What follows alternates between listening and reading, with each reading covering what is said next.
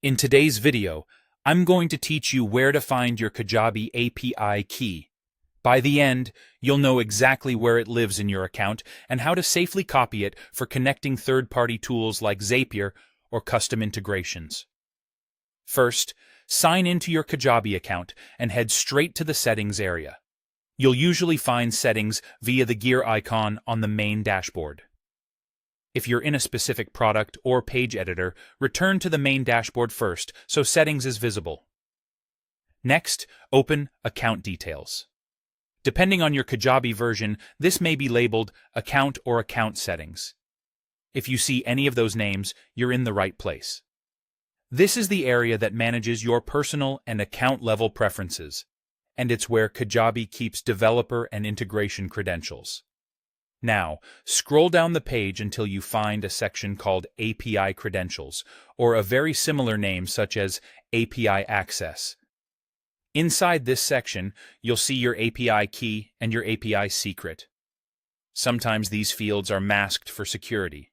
Look for a Show or Copy button to reveal or copy them. It's normal for the key and secret to be long strings of characters, and they are case-sensitive. Go ahead and copy the API key and the API secret if your integration requires it.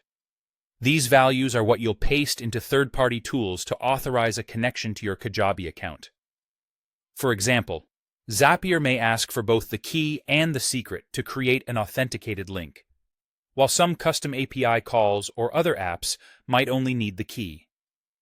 If you're unsure, check the instructions for the specific tool you're connecting.